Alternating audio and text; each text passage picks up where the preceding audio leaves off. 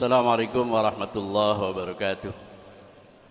Ya Rabbi bil Mustafa balligh maqasidana waghfir lana ma madha ya wasi'al karami. Ya Rabbi bil Mustafa balligh maqasidana waghfir lana ma madha ya wasi'al كرمي يا رب هيئ لنا من أمرنا رشدا فاجعل معونتك الحسنى لنا مددا يا رب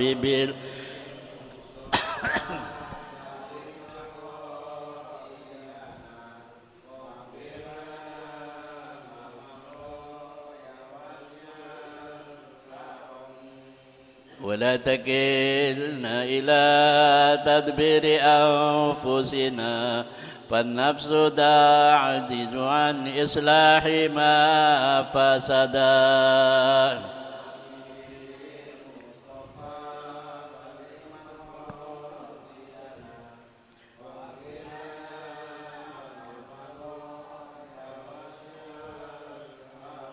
ولرجاء ثواب أنت تعلمه فاجعل دوادي دوام الستر لي أبدا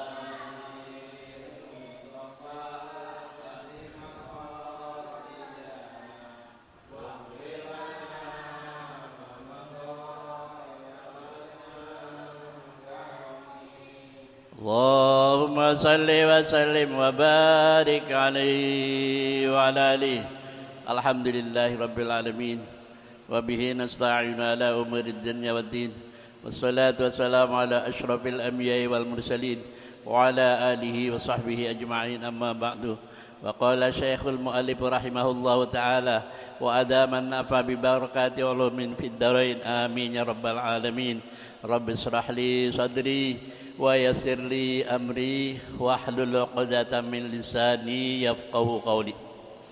Pertama-tama mari kita bersama-sama memanjatkan rasa syukur kita kehadirat Allah Subhanahu wa taala atas segala nikmat dan karunia hidayah tayanayahnya, wabil khusus nikmat iman dan nikmat Islam, nikmat sehat dan panjang umur, sehingga pada malam hari yang penuh berkah ini kita dapat berkumpul bersama-sama dalam rangka mudzakarah, bukan taklim ya. Kalau taklim kan ada gurunya.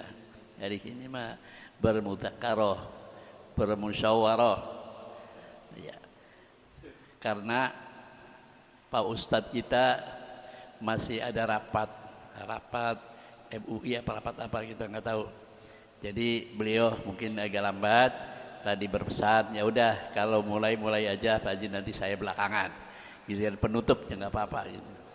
Oleh karena itu saya memberanikan diri untuk artinya mengisi kekosongan ini dalam rangka saling mengisi asah silih asih silih asuh.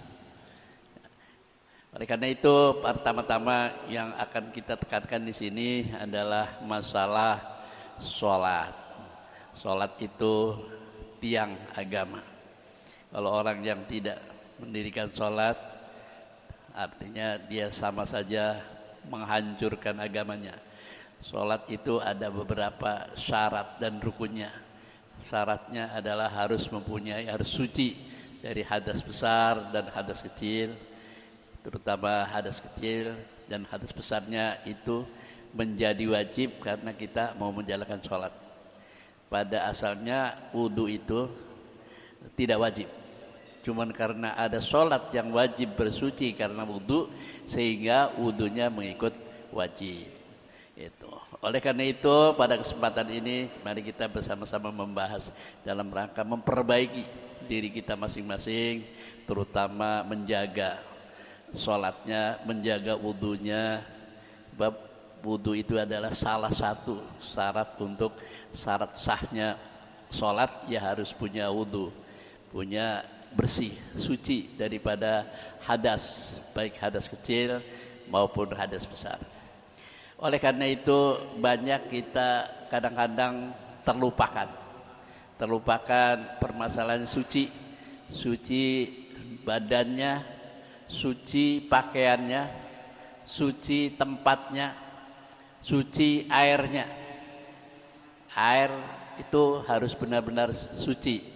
Artinya karena air itu ada air yang suci dan menyucikan, ada air suci tapi tidak menyucikan, ada air yang tidak suci dan juga tidak menyucikan. Jadi itulah kita harus tahu. Waalaikumsalam warahmatullahi. Kita harus tahu bahwasanya kebersihan, kesucian itu syarat mutlak daripada orang menjalankan ibadah kepada Allah Subhanahu wa taala.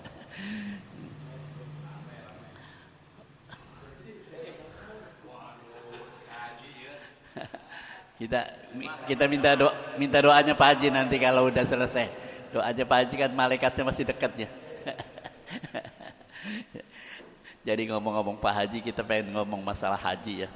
Sekarang lagi musimnya haji. Musimnya haji,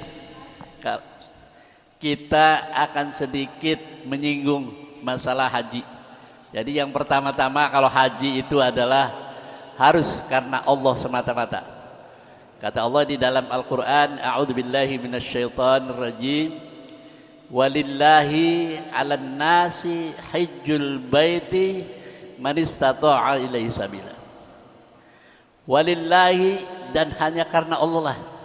Jadi orang kalau pergi haji itu cukup karena Allah, bukan karena pengen dipanggil Pak Haji, karena pengen juga pamer bahwa kita sudah bisa berangkat. Bukan.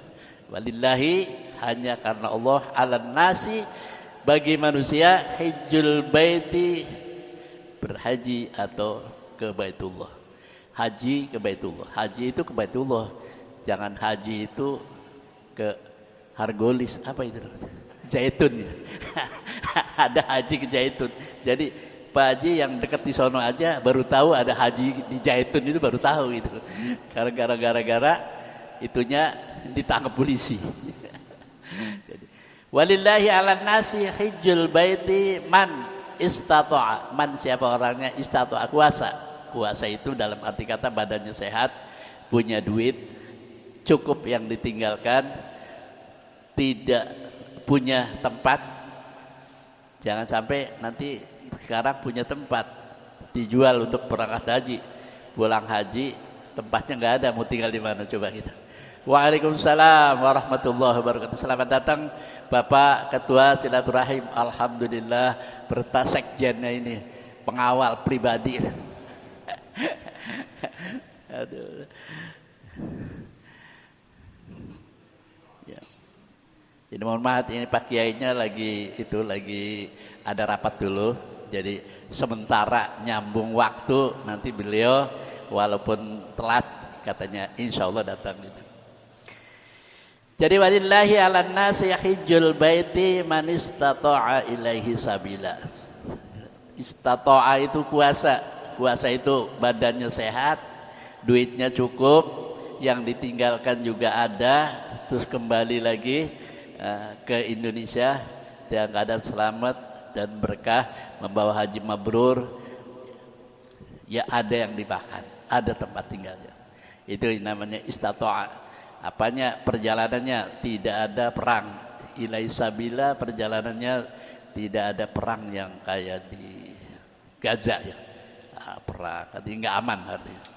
Insya Allah kalau Saudinya masih aman, masih hajinya masih dijamin oleh Allah Subhanahu wa taala. An-nafaqatu fil haji kan nafaqatu fi sabilillah.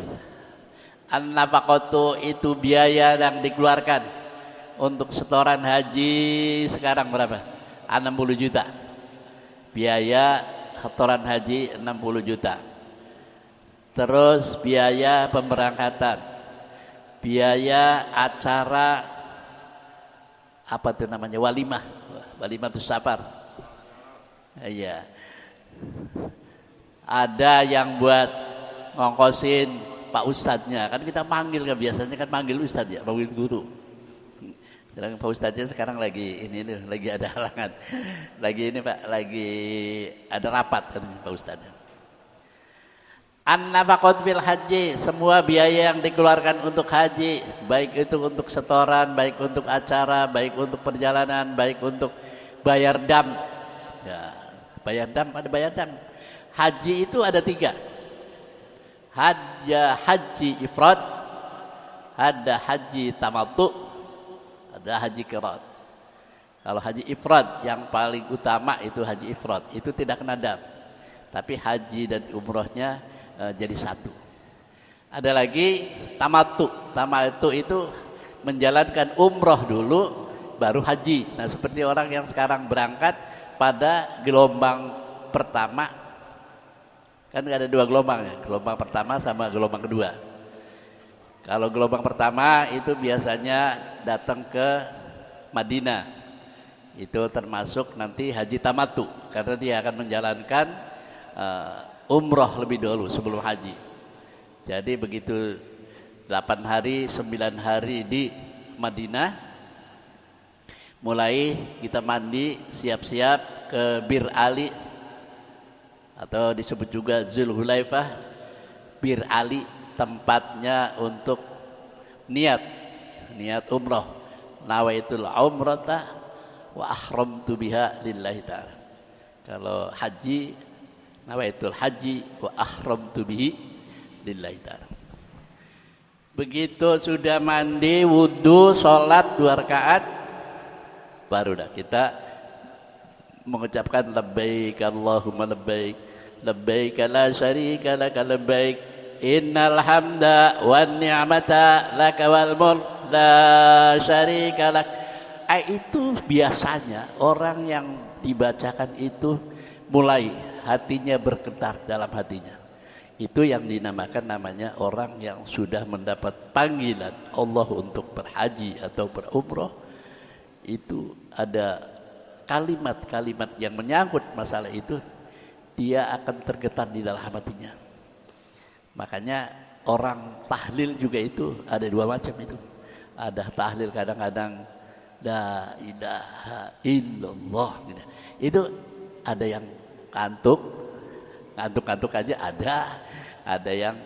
Jadi kalau menurut ilmu tasawuf, makanya kita narik napas la ilaha illallah itu ke hati kita, ke kolbu kita, masukin lafaz illallah itu adanya di kolbu kita. Makanya itu orang yang bisa mendengarkan dengan bergetar, mendengarkan kalimat-kalimat Allah, itu adalah salah satu tanda bahwa orang itu adalah senantiasa akan mendapatkan hidayah Allah Subhanahu wa taala. An-nafaqatu fil haji, semua biaya yang dikeluarkan untuk haji, kan nafaqatu fi sabilillah, sama aja dengan orang perang atau jihad di jalan Allah Subhanahu ta'ala. Itu diantaranya. Dan kalimat atau firman yang kedua, wa atimul hajja wal umrata lillah, lillah lagi aja. Wa atimul hajja, sempurnakanlah haji, wal umrata, dan umrah, lillah, hanya karena Allah.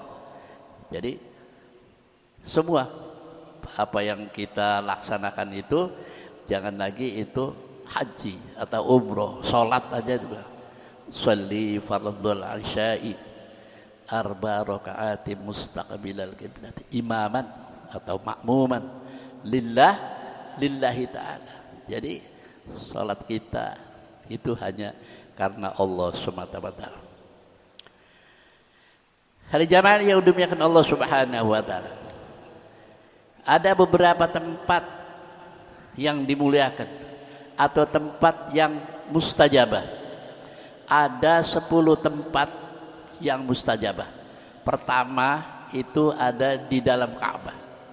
Jadi kalau model orang-orang kita jarang yang bisa masuk Ka'bah, kecuali raja atau presiden yang mendapat izin daripada raja, itu baru bisa memasuki daripada Ka'bah itu sendiri. Itu satu, ada di dalam Ka'bah. Kedua, di pintu Ka'bah. Pintu Ka'bah itu antara atau disebut juga pintu Ka'bah kemudian multazam. Multazam itu antara pintu Ka'bah dengan Hajar Aswad. Multazam. Yang keempat adalah Maqam Ibrahim. Biasanya orang kalau sudah tawaf 7 kali, begitu istilam, ibarat istilam di depan itu Hajar Aswad, istilah Bismillahirrahmanirrahim, Allahu Akbar, Subhanallah, Alhamdulillah, wa la ilaha illallah, sampai 7 kali putaran. Baru setelah itu sholat di depan Maqam Ibrahim. Maqam Ibrahim itu jadi tempat dulu Nabi Ibrahim membangun Ka'bah bersama Ismail. Jadi tempat ada bekas tempat kakinya. Kalau Pak Haji kemarin masih ingat itu tempat kakinya di Maqam Ibrahim, kelihatan jelas besar, kakinya besar itu. Apakah memang kakinya sebesar itu atau gimana gitu?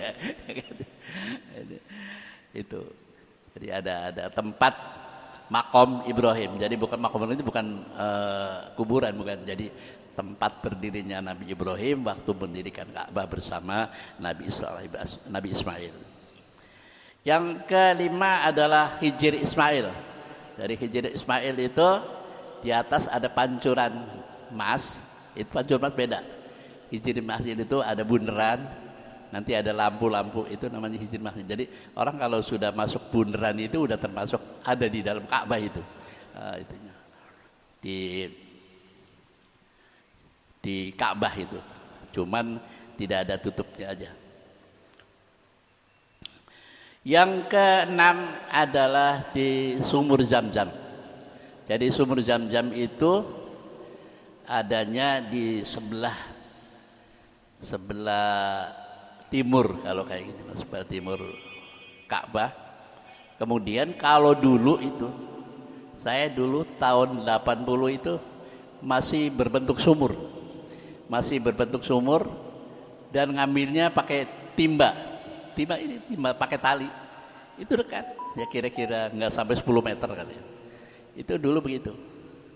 Begitu tahun 80 masih belum pakai kalau sekarang itu. Begitu saya tahun 90 ke sana lagi sudah dipakai kayak stainless, kayak pom Pertamina itu. Kayak lubang untuk galian minyak Pertamina itu udah pakai keran ke atas. Jadi kita nggak tahu ditutup sumurnya itu. Ditutup bukan berarti ditutup pakai ini, tapi dibatasi. Ada lingkaran sumurnya. Nah udah gitu, setelah kita sumur Zamzam, minum air Zamzam, Bismillah, minum sumur Zamzam Allah, ada doanya.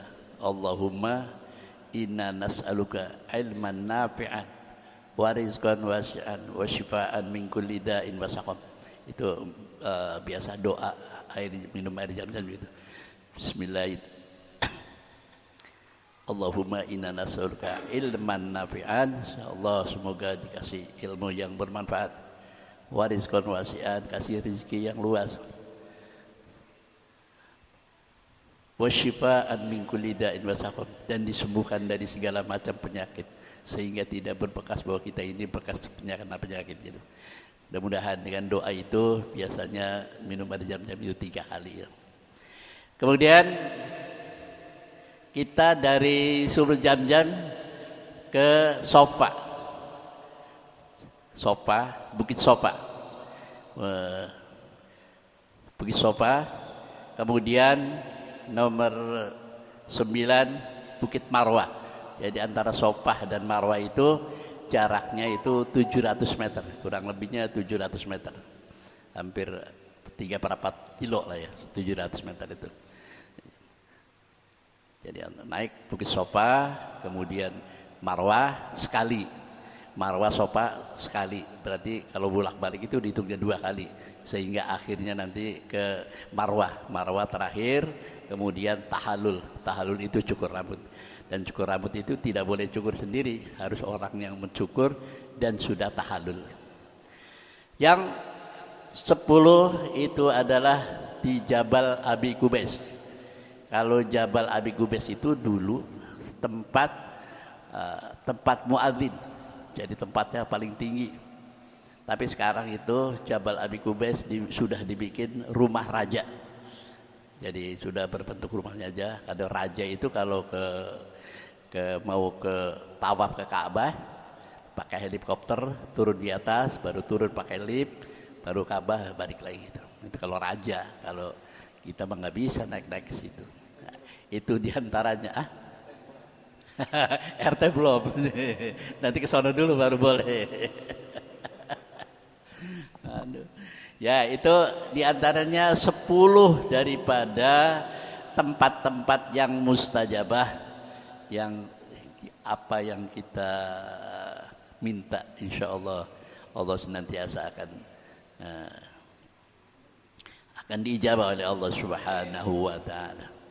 Oleh karena itu kata Nabi, kalau ada orang yang haji, maka doakanlah untuk mereka yang berhaji, dan yang haji juga mendoakan kita.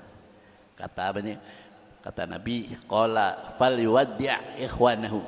Andai kata kamu mempunyai saudara, mempunyai teman berangkat haji, maka doakan mereka. Gitu, doakan supaya mendapatkan haji yang mabrur, lancar perjalanannya, bisa kembali ke tanah air gitu. Dan biasanya itu ada syarat-syarat. Kalau kita mau pergi haji, itu saya diijazahi oleh Allah yarham Muallim Abdul Rasyid Ar-Rasyidiyah, Kampung Mangga. Jadi kalau ada orang mau pergi haji, nanti syaratnya harus ini, dikasih tulisan yang insya Allah dia akan kembali dengan selamat, alhamdulillah, insya Allah. Qala paliwaddi' ikhwanahu, doakan saudara kita yang berangkat haji supaya jawidni killahu taqwa, bertambah takwanya kita kepada Allah Subhanahu wa ta'ala. Jadi yang tadinya takwanya sedikit, setelah pulang haji akan bertambah takwanya menjadi peningkatan. Itu namanya mabrur. Kalau ada lagi, kalau yang mardud, ya di sananya rajin, sebelum haji rajin, sudah haji malas. Katanya kita mah sudah haji, sholat 2 rakaat di Masjidil Haram sudah sama dengan 100.000 kali sholat di tempat lain, atau sholat 2 rakaat di Masjid Nabawi sama dengan 1.000 rakaat di masjid lain kecuali Masjidil Haram. Jadi dia punya pendapat itu, jadi enak-enakan aja, udah punya simpenan 2 rakaat aja 100.000 rakaat. Jadi sekarang malas pada itu tanda-tanda haji yang mardud, artinya tertolak oleh Allah Subhanahu wa ta'ala. Pertama adalah kita mendoakan saudara kita, waliwaddi' ikhwanahu. Kedua, jawizni killahu taqwa. Jadi mendoakan supaya bertambah ketakwaan. Jaroni wa ghafaro dzambaka. Jadi tetangga kita mendoakan supaya diampuni segala dosanya, dan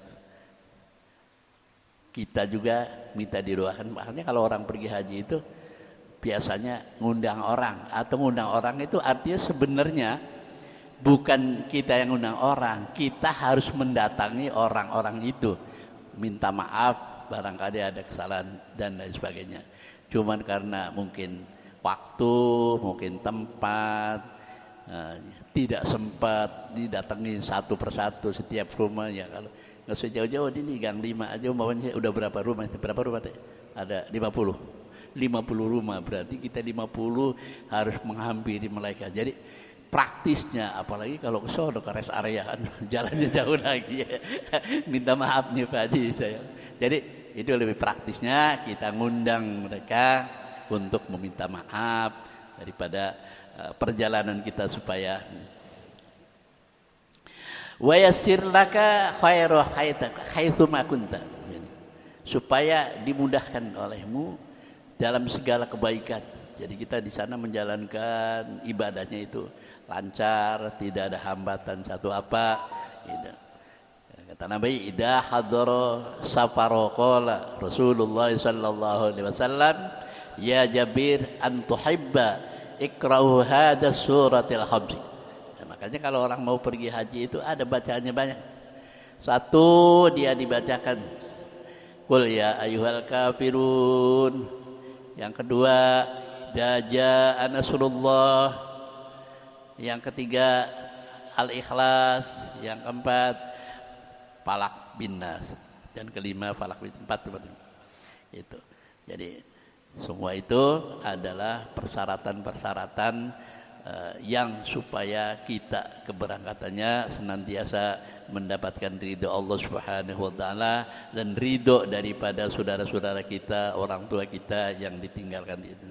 Karena ada istilah ridallah biridal walidaini, suhtullah bisuhtil walidaini.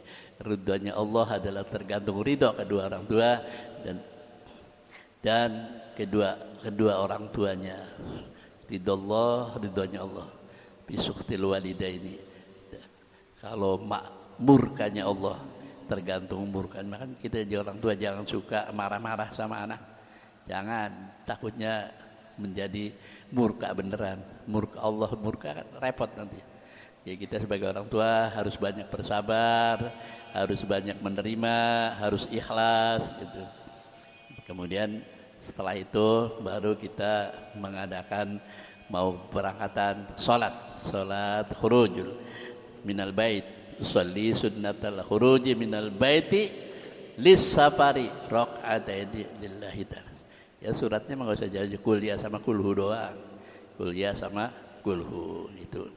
Itulah gambaran-gambaran, barangkali ada sekelumit yang dapat disampaikan, mudah-mudahan ada manfaatnya terutama bagi yang mau berangkat haji, yang sudah niat mau haji, yang sudah nunggu panggilan haji gitu. Mudah-mudahan kayak Pak Haji tinggal nunggu panggilan aja pasti ya.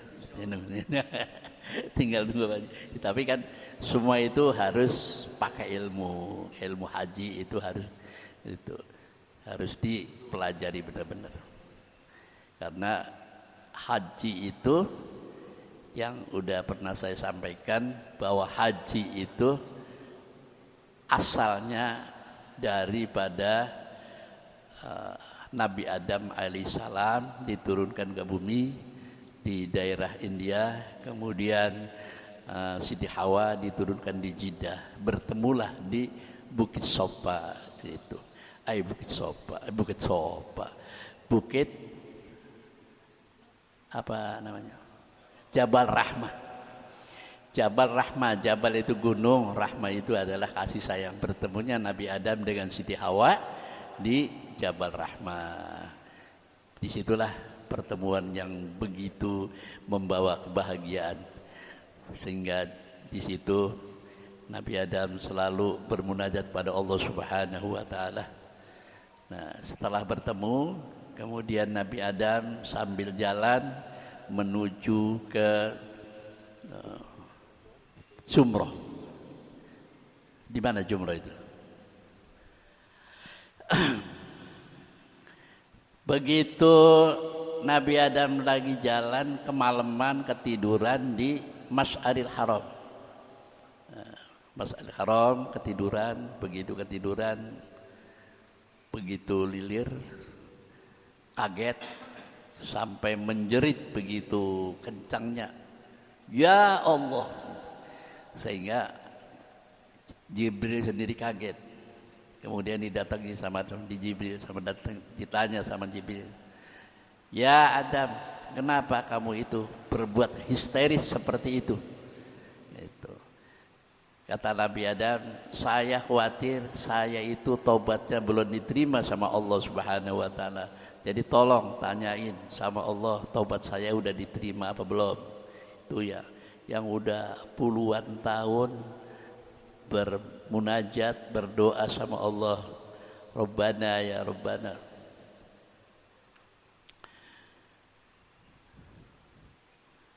Rabbana ya Rabbana zalamna أنفسنا وإن لم تغفر لنا وترحمنا لنكونن من الخاسرين. Rabbana wahai Tuhanku, ya Rabbana wahai Tuhan, zalamna anfusana, aku senantiasa menganiaya diri kami sendiri. Saya berbuat salah, berbuat dosa. Fa illam taghfir lana, maka apabila engkau tidak mengampuni, lanakunanna, maka kami, karena itu pakai na itu kami berdua sama Adam dan Hawa, lanakunanna minal khosirin, akan menjadi orang yang merugi. Jadi sehingga ditanya apanya. Kemudian saya bertanya lagi Jibril kepada Allah Subhanahu wa ta'ala, ya Allah, Adam itu adalah mau bertanya apakah dia udah tobatnya diterima apa belum. Sudah sekian puluh tahun bermunajat kepadamu. Diterima, tapi ada syaratnya. Syaratnya adalah membangun Ka'bah. Tuh. Makanya jadi kalau orang haji dari Jabal Rahmah di Arafah berjalan menuju ke Mina sebelum jam 12 itu nggak boleh lewat Masjidil Haram, itu harus berhenti dulu. Jadi udah jam 12 lewat baru pergi ke Mina untuk jumrah. Jumrah itu adalah pertama adalah jumrah Aqabah. Jumrah Aqabah itu jumrahnya 7 kali. Satu tempat, baru wusta, baru jumrah ula wusta Aqabah. Setelah tanggal 11 itu biasanya tanggal 11 ya.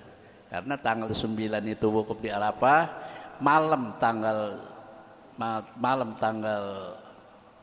10. 9 wukuf di Arafah, malam tanggal 10 berjalan menuju Mina, pagi hari berarti 10 Zulhijjah itu ada di Mina.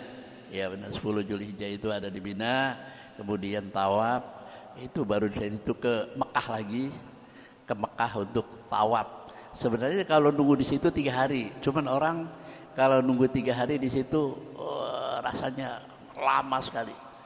Itu makanya kadang-kadang kalau yang ketua rombongan atau ketua kloternya mengarahkan bahwa pada tanggal 10 setelah Jumratul Aqabah wusta ula itu boleh untuk bertawaf, tawaf haji ke Mekah. Tawaf haji, kemudian sa'i, kemudian tahallul, kemudian balik lagi ke Mina sebelum maghrib. Jadi waktunya nggak boleh lewat maghrib. Itu pada hari tanggal 10 itu. Nanti tanggal 11 pada jumroh lagi, tanggal 11 jumroh lagi, tanggal 12 jumroh lagi. Nah, itu kalau ngambil nafar awal ini. Jadi ada nafar awal, ada nafar tsani. Kalau ngambil nafar awal itu tanggal 12 sudah boleh pulang ke Mekah. Tapi kalau ngambil nafar tsani tanggal 13 baru boleh pulang ke Mekah. Tapi kalau nafar awal tanggal 12 pulang ke Mekah, waktunya adalah harus sudah maghrib. Tapi kalau nafar tsani tanggal 13 pulang ke Mekah boleh pagi hari. Jadi pagi jumroh langsung berangkat ke Mekah, tawaf, sa'i, tahallul selesai. Setelah sudah haji. Itulah gambaran secara global. Jadi yang napak tilas daripada Jabal Rahmah atau tempat wukuf di Arafah itu adalah dari Nabi Adam alaihissalam sampai ke Muzdalifah atau Masjidil Haram atau menginap di situ. Kalaupun tidak menginap juga kita minimal berhenti di situ kalau sebelum jam 12. Kalau udah jam 12 baru boleh ke Mina. Kemudian dilanjutkan dengan pembangunan Ka'bah oleh Nabi Ibrahim alaihissalam. Itu periode yang kedua setelah banjir bandang yang di waktu zaman Nabi Nuh. Nabi Nuh itu banjir bandang, semua tenggelam, sehingga Ka'bah juga tinggal pondasinya aja. Nah, itu barulah Nabi Ibrahim. Nabi Ibrahim itu waktu itu dari Palestina. Nabi Ibrahim dari Palestina. Waktu itu Palestina paceklik, akhirnya dia mendengar bahwa di Mesir itu adalah lagi panen, lagi subur makmur. Sehingga berangkatlah Nabi Ibrahim beserta Siti Sarah berangkat menuju ke Mesir. Kemudian kata pengawal apa itu namanya, intel, zaman sekarang tuh kalau ada orang baru itu kan harus intel, laporan Pak Raja bahwa sini ada orang baru namanya Ibrahim dan istrinya Siti Sarah. Tapi Siti Sarah itu orangnya cakep sekali gitu. Sehingga kata raja, udah bawa kemari. Akhirnya terpaksalah di bergodot itu si Siti Sarah itu dibawa pengawal raja masuk ke kerajaan, kemudian ditanya, ya tapi saya kan punya suami gitu. Udah gitu jadi kepanjangan nih kalau cerita ini. Kepanjangan baru setengah jam ini. Dah jam 9 lah, jam 9. Jadi istrinya Nabi Ibrahim, Siti Sarah, dibawa ke raja. Tapi begitu dibawa ke raja, artinya disuruh kata dayaknya, udah suruh mandi tuh, ganti pakaian, ganti pakai wangian, suruh masuk kamar gitu. Begitu masuk kamar, raja masuk kamar juga. Begitu mau dideketi, si raja mau megang aja nggak jadi, kaku tangannya. Begitu mau megang Siti Sarah itu kaku gitu. Karena ya udah, kamu yang penting jangan lepas dari Allah Subhanahu wa taala, kata Nabi Ibrahim. Jadi itu kaku, nggak bisa bergerak, tangannya nggak bisa menyentuh. Sampai beberapa kali, 3 kali dicoba begitu. Akhirnya, kenapa kamu itu bisa begitu? Ya karena saya punya suami. Ya, itu kan gitu. Saya punya suami, jadi nggak boleh disentuh selain suami saya sendiri gitu. Akhirnya ya udah, nanti dipertemukan. Kamu dikasih uang, ya udah kamu dilepas lah kalau kayak kita mah. Udah nggak bisa dikerjain lagi nih, kata raja. Dilepas, dikasih uang banyak, sampailah kepada Nabi Ibrahim lagi. Kata Nabi Ibrahim, stop. Itu apa yang dibawa itu? Emas. Jadi dibawain emas. Kan kalau orang zaman dulu mah pakai kantong itu ya, emas. Ayo. Jadi agak ini juga Nabi Ibrahim, apa yang telah kau perbuat bisa mendapatkan emas itu? Enggak, saya tidak pernah disentuh oleh raja sekalipun gitu. Akhirnya karena dia sudah bersumpah, dia tidak bersumpah bahwa sumpahnya zaman Nabi Ibrahim itu benar-benar sumpah. Kalau sekarang kan sumpahnya sumpah cuma di mulut aja. Kadang-kadang sumpah ya. Jadi istilah kasar. Nah, sumpah. Nah, udah gitu dengan adanya itu akhirnya dikembalikan lagi Nabi Ibrahim itu. Cuman Nabi Ibrahim itu tidak punya anak. Begitu tidak punya anak, bahkan dikasih pembantunya itu, Siti Hajar, namanya Siti Hajar. Tapi pembantu raja namanya ya, mungkin pembantunya juga cakep juga. Udah, ini bawa pembantunya, dikasih uangnya, suruh dia pulang ke sana, ke Palestina. Dalam perjalanan sambil ngobrol, sambil kesana kemari, ya Bagaimana kita ini tidak punya keturunan, umur sudah tua, bagaimana kita mau punya anak? Udahlah, kalau begitu tuh Siti Hajar udah dinikah aja supaya kita punya turunan gitu. Itu yang nyuruh adalah Siti Sarah. Ya, istrinya nyuruh. Istrinya. Jadi kalau sekarang ini ada istri begitu ya, anggap aja itu Siti Sarah gitu, gitu. Udah begitu, begitulah terjadi pernikahan, punya anak lah. Satu namanya Ismail. Begitu punya anak Ismail, mulai Siti Sarah itu cemburu.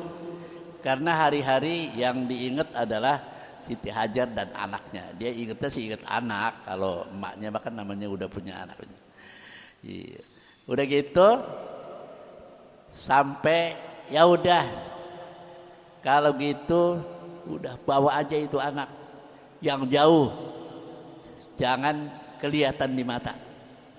Akhirnya Allah berfirman bahwasanya ya udah Ibrahim bawalah anak itu ke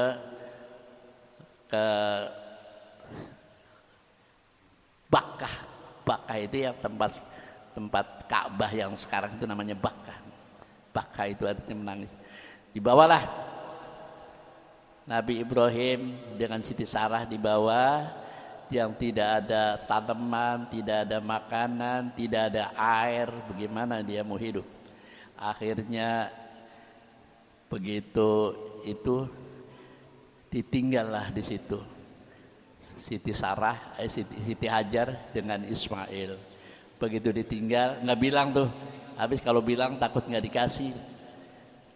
Nggak tega kalau bilang kita mau pergi, nggak bilang, padahal itu adalah firman Allah. Setelah udah jauh baru kelihatan, kakak kalau kita panggilnya kakak barangkali ya, kakak mau kemana? Sampai jauh, sampai disusul itu. Akhirnya berhenti juga, ketemu juga, mau kemana? Apakah memang aku ditinggal di situ adalah menurut perintah Allah, apakah hanya karena nafsu gitu. Ternyata kata Nabi Ibrahim bahwa ini adalah saya meninggalkan kalian itu adalah karena perintah Allah semata-mata. Jadi akhirnya udahlah, ya udah kalau memang perintah Allah silahkan aja. Itu kata Siti Hajar. Ditinggallah Siti Hajar di situ sampai terjadilah muter-muter 7 kali di Ka'bah, tidak dapat air. Kemudian lari di atas gunung Sofa, kelihatan ada air, ya lari ke Sofa, dari Sofa lihat lagi ke Marwah, lihat ada air, padahal itu air adalah fata morgana. Air dari Sofa, Marwah sampai 7 kali, sampai berdoa Allah Subhanahu. Setelah berdoa kembali kelihatan dari jauh di kaki daripada Nabi Ismail itu adalah keluar air. Keluar air itulah yang sekarang dinamakan Zam-Zam. Jadi dulu itu dulu aja kita masih sumur ya, masih berupa sumur. Sekarang udah pakai keran semua, keran. Itu sampai peristiwa Udhiyah, pemotongan di Mina Nabi Ibrahim sama anaknya Ismail. Setelah dia mempunyai mukjizat pada kakinya adalah keluar air, sehingga itu sampai sekarang keluarlah air Zam-Zam. Nabi Ismail begitu, Ibrahim ditinggal oleh Nabi Ismail. Nabi Ibrahim kemudian ke Palestina lagi, ternyata Siti Sarah adalah mempunyai anak lagi, mempunyai hamil lagi yang Nabi siapa namanya? Bukan. Nah itu setelah lagi montok-montoknya tuh anak, ya umur berapa bulan, ada perintah lagi umur 9 tahun. 9 tahun dia perintah lagi Nabi Ibrahim ke Mekah. Ternyata Ismail sudah mulai remaja, dan disitulah ada perintah penyembelihan Nabi Ismail yang kemudian diganti oleh domba. Domba itu adalah pengganti daripada korbannya Habil dan Qabil. Jadi korban itu ada dua, ada yang diterima, ada yang nggak diterima. Yang diterima itu kita berkorban dengan hati yang ikhlas. Korbannya bagus, mulus, makanya orang korban nggak boleh ada cacat, kakinya buntung, umpamanya nggak boleh. Jadi harus mulus, harus ikhlas, harus yang bagus, nggak perlu mahal, yang penting bagus. Harus yang besar, nggak apa-apa, besar juga, asal murah mah nggak apa-apa. Ya betul. Ya artinya betul-betul lillahi ta'ala, dan itu adalah korbannya Habil yang diterima oleh Allah, sedangkan Qabil adalah tidak diterima karena kasih korbannya adalah yang jelek-jelek, yang dengan hati yang enggak ikhlas. Makanya menyangkut masalah korban, mari kita bersama-sama berkorban untuk dengan hati yang ikhlas karena Allah semata-mata. Mudah-mudahan korban kita diterima oleh Allah Subhanahu wa taala. Amin ya rabbal alamin. Kata ibu-ibunya kepanjangan, ya udah kalau kepanjangan sampai sini sajalah. Mudah-mudahan apa yang kita sampaikan ada manfaatnya. Sambil nunggu Pak Ustadz Pusrik, udah coba dipilih, udah, ya tuh. Nunggu Pak Ustadz Pusrik, barangkali ada yang ditanyakan.